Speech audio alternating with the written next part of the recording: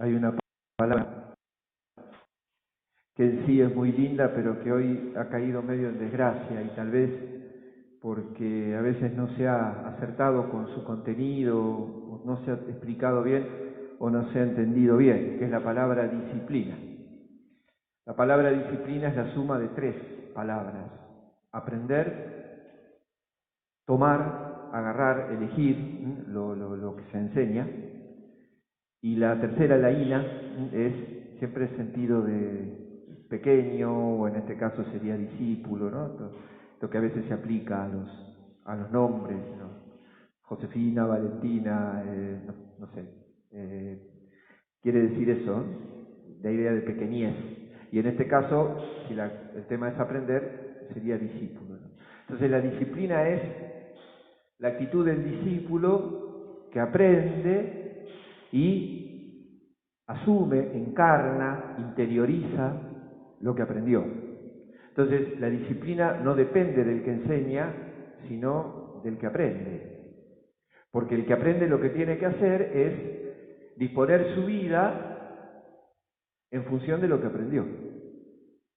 Entonces, eso de disciplinar quiere decir movilizar todo el interior de uno, todo, inteligencia, voluntad, afecto, en función de eso que aprendí. ¿Y por qué digo esto? Porque en la enseñanza del reino, acá lo que hay que aprender es el reino, ¿no? Es el centro del mensaje de Jesús. En la enseñanza del reino y en la opción personal que yo hago por ese reino, tengo que aprender lo que ese reino me enseña de mi relación con los demás. Tengo que disciplinarme porque ofertas tengo muchas, tentaciones tengo muchísimas, propuestas de afuera y a veces, ¿por qué no?, de adentro. Por ahí pasaba mucho, es muy lindo leer en las historias de los primeros cristianos cómo les costaba a los paganos entrar en la cosa cristiana, porque les costaba mucho esto de lo comunitario.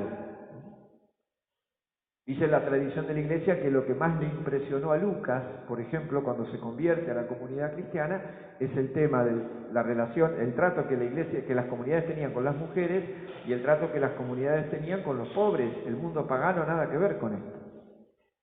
Entonces tuvieron que disciplinarse para sentirse parte y disfrutar de la vida de esa comunidad cristiana. ¿Y cuál es el aprendizaje fundamental? Y tremendamente difícil. Acá lo que hay que aprender es la misericordia, y la misericordia no es un sentimiento humano. La misericordia no es un sentimiento que nosotros podamos gestar o generar en nosotros solamente con nuestro esfuerzo humano. La misericordia, el sentido etimológico de misericordia es poner la miseria, es poner el corazón junto a la miseria del otro en un movimiento dinámico para levantarlo. Si los hombres nos ponemos junto a la miseria del otro, somos dos miserables y caemos los dos. Ahora, si vos lo hacés en clave de Dios, le das un sentido teológico a la misericordia, entonces te pones al lado del otro y nos levantamos. Te compadeces, padeces con el otro, te pones en el lugar del otro y en esa compasión nos levantamos, crecemos. Eso es lo que hace Dios con nosotros. Eso es lo que hizo Jesús. Vio la miseria del hombre, se hizo hombre y nos dignificó para hacernos hijos de Dios. Y la misericordia recorre transversalmente toda la Escritura, toda.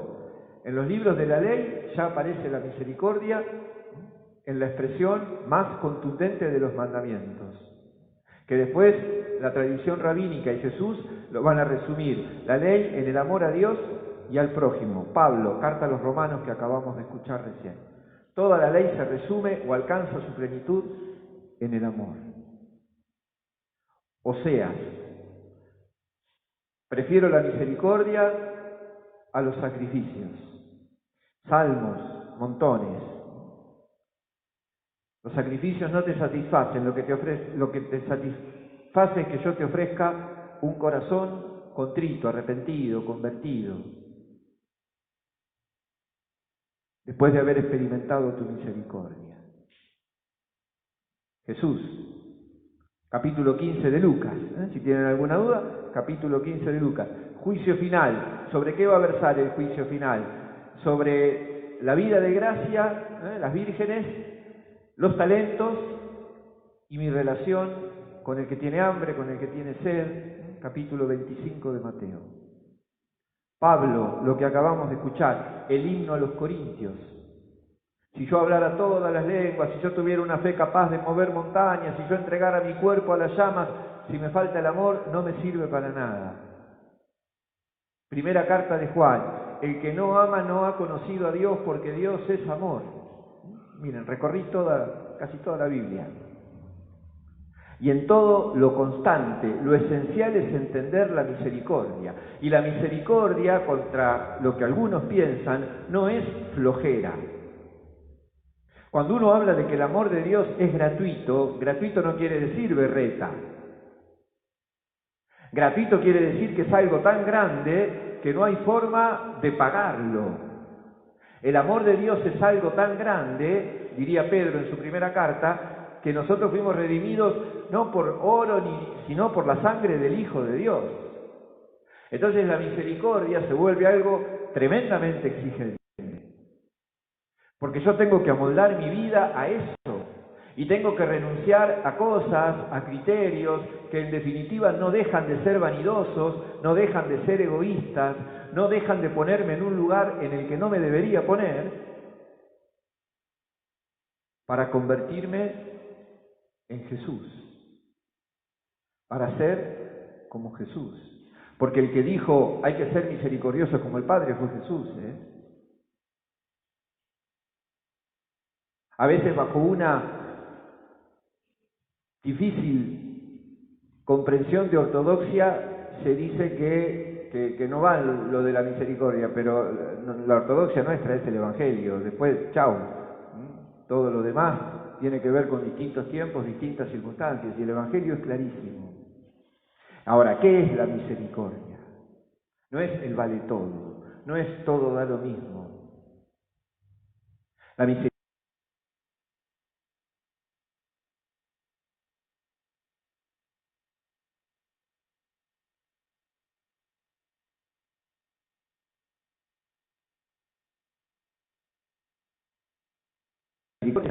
de que yo, renovado por la gracia de Dios, redimido por la gracia de Dios, santificado por la gracia de Dios, llevo con los demás las relaciones y el amor que Jesús tiene conmigo. Entonces Jesús le habla a sus discípulos y les dice tres cosas: corrección fraterna, perdón y oración en común. Estas cosas no pueden faltar en una comunidad. Pero si uno va a los términos, y yo les pido, esto siempre tengamos en cuenta, las expresiones de Jesús, porque nos tiramos de cabeza al mensaje y no nos detenemos en las palabras. Jesús empieza diciendo, si tu hermano peca. No dijo si el otro, no dijo si algún miembro de la comunidad, no dijo tu hermano. Tenemos algo en común con todos, es el mismo Padre.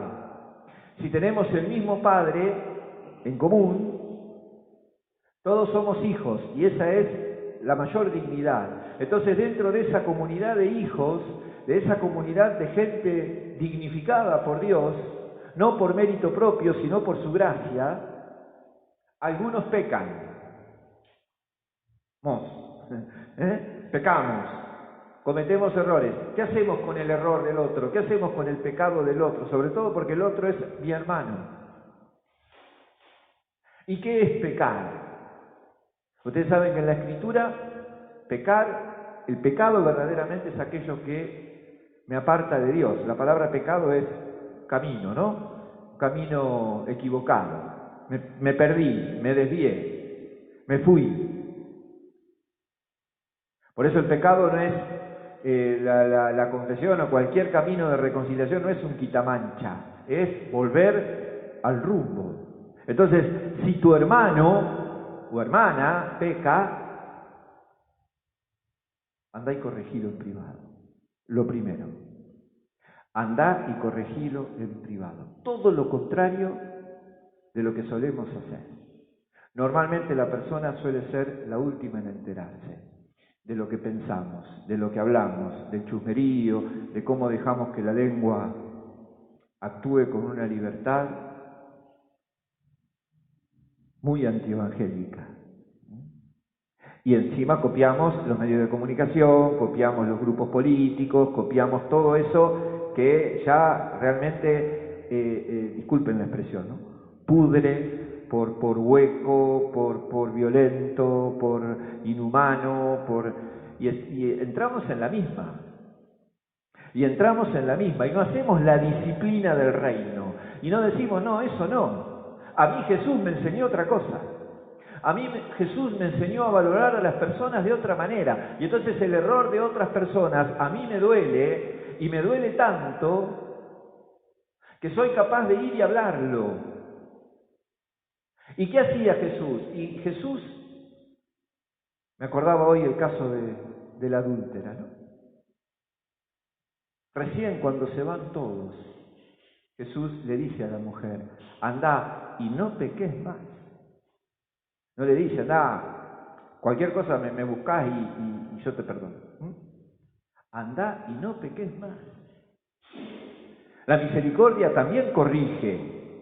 La misericordia también devuelve al rumbo. La misericordia también exige. Pero desde un camino de cercanía, de amor, de perdón. Y después dice, lo mismo que le había dicho a Pedro, ahora se lo dice a toda la comunidad. Lo que aten será atado, lo que desaten será desatado. La comunidad tiene que tener el carisma del perdón. Aprender a perdonar, a perdonarnos, a comprendernos y rezar juntos.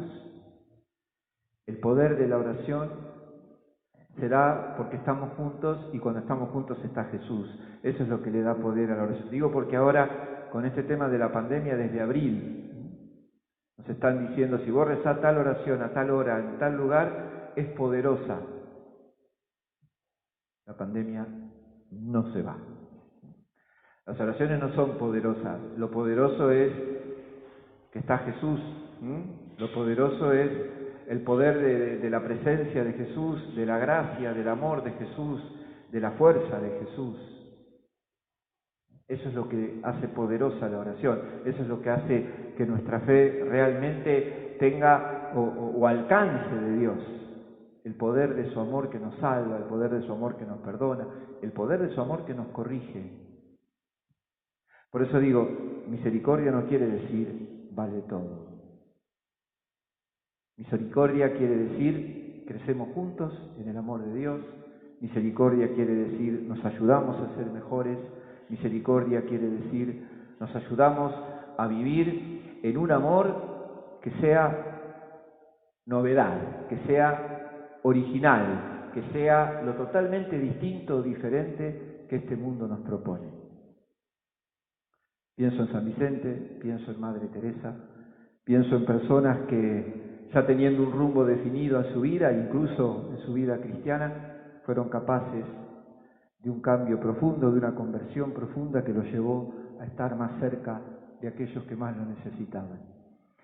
En este mundo de hoy, en este mundo que vivimos, la misericordia nos puede sanar. Hay muchas cosas que se nos han amontonado adentro, hay muchas cosas que este mundo nos ofrece y que realmente nos alejan del Evangelio. Al pedirle a Dios que nos perdone, al pedirle a Dios que nos redima, pidámosle también fuerza para ser instrumentos de redención, para ser instrumentos de perdón. Pidámosle esta gracia de rezar juntos, esta gracia de rezar en comunidad, esta gracia de que lo que cada uno personalmente le puede ofrecer a Dios, aprendamos a compartirlo, porque eso le da mucha fuerza. Eso le da, piensen en las primeras comunidades, cómo aún en situaciones adversas y de persecución se reunían, compartían la oración, compartían la Eucaristía, todo esto que nos hace tanto bien, que tanto extrañamos con el caso de celebrar juntos la Eucaristía, y pidámosle a Jesús que nos convierta realmente en una comunidad del reino y que aprendamos esa disciplina, exigencia de aprender a vivir juntos, de aprender a perdonarnos, de aprender a caminar en su amor. Rezamos el credo.